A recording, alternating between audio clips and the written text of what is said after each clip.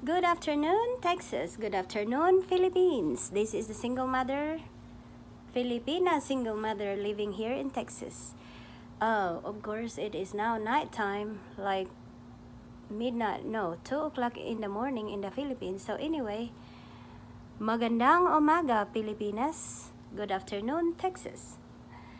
Okay, so our topic for today is sorry about my anyway is what to do when you get here when the Filipina girls, women from the Philippines, what to do when you get to America, and what should you expect, and what should you do. Okay, first of all, I don't know about how you get here. Maybe your fiance petition you, so you come here with your K1 visa, or some of you came here with citizenship already. Maybe your fiance or your American husband marry you in the Philippines, or your fiance have you as K1 visa.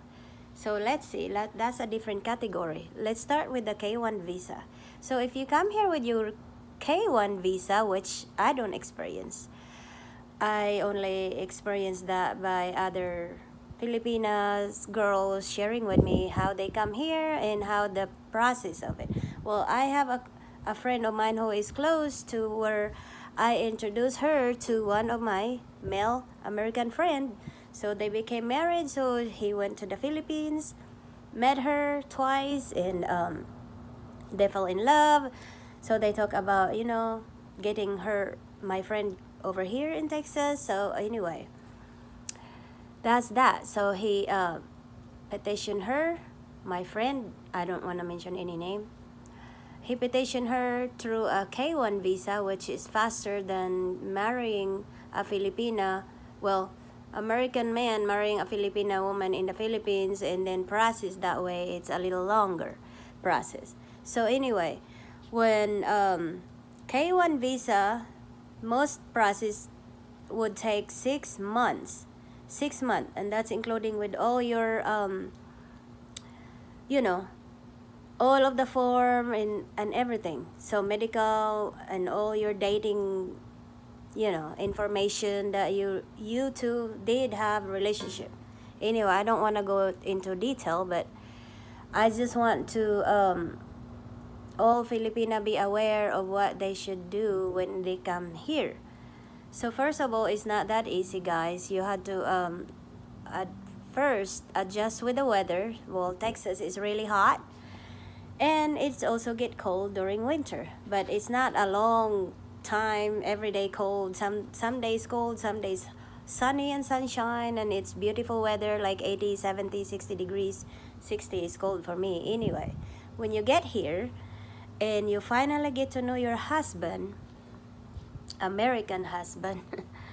Now, I know there's gonna be some disagreements and some, it's not sweet and honey, especially you two are just getting together, well, get to know each other more deeper, and then that's when you find out, oh my gosh, he is, he's controlling, or some of my friends, their husband would not let them drive far away because the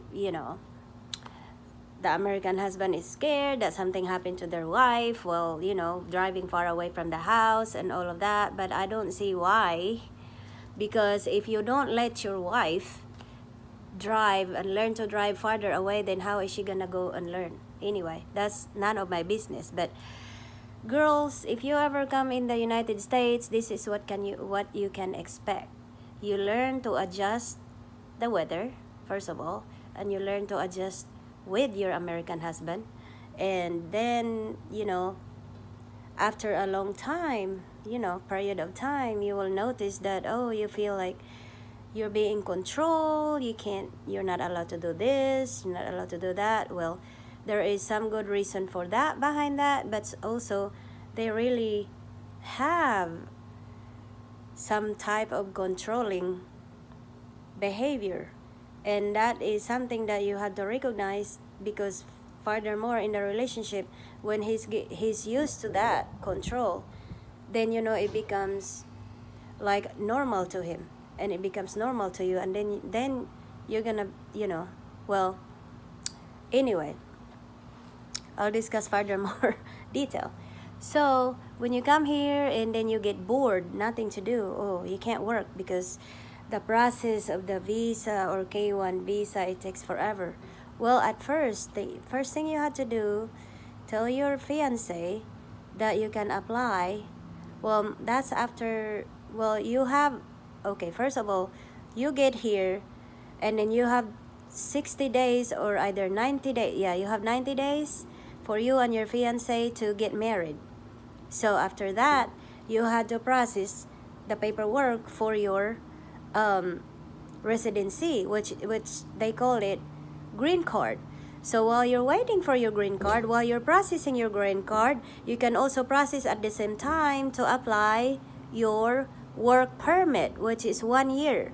So your work permit, if you apply it with you along with your green card, then you're able to work while you're waiting for your green card, because the green card sometimes takes 6 months to a year for you to get it. So that's one thing. So now, depending on the process or depending on where you are in Texas, but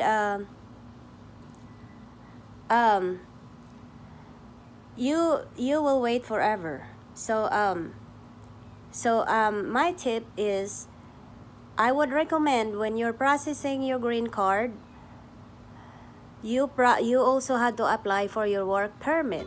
Now, depending if your fiance will hire a lawyer, an immigration lawyer to file y'all's green card, then then the lawyer should, you can suggest that to the lawyer if you can also file a work permit.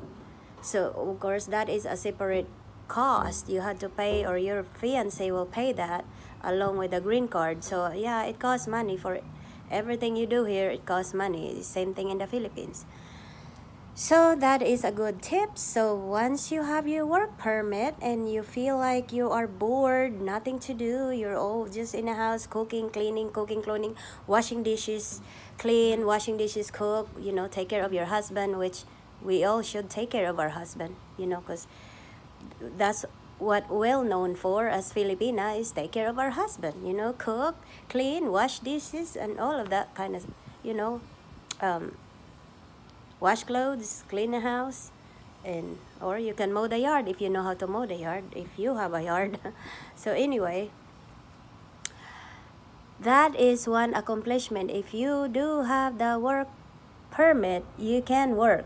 Now, you would ask, what kind of work I could do, because remember, if you have a degree in the Philippines, but some degree here, well, some of the degree that you get from the Philippines, and if it is not credited of here in United States, well, like let's say you want to apply to become whatever position it is, like in the management or any office type of job, you might be able to do it because if you have especially if you have experience doing office job in the Philippines, but probably not management here, because of course they look at the your degree, if it's credited here or whatever.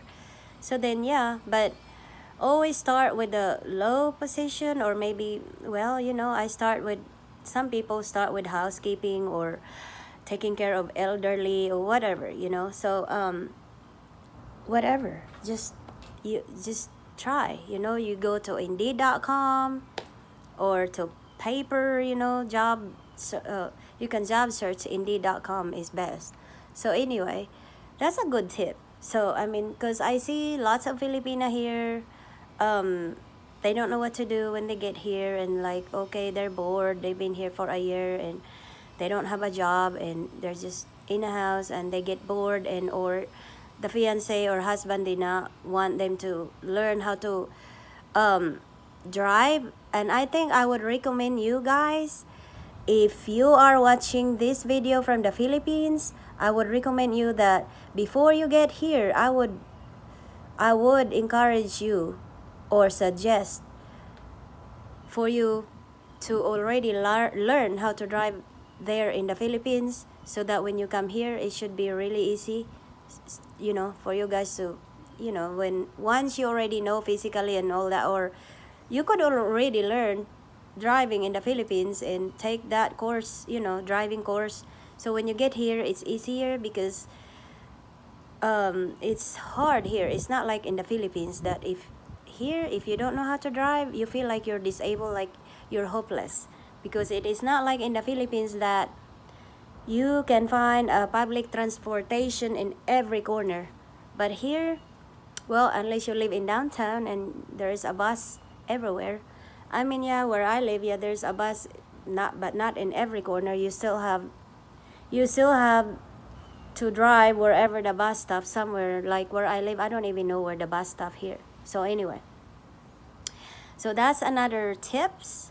I would suggest you guys to be aware of that, and I'm suggesting you, if you are planning on coming over here, you and your American fiance is planning of petitioning you and coming over here in United States, wherever it is in United States, you make sure you learn how to drive first when you get here.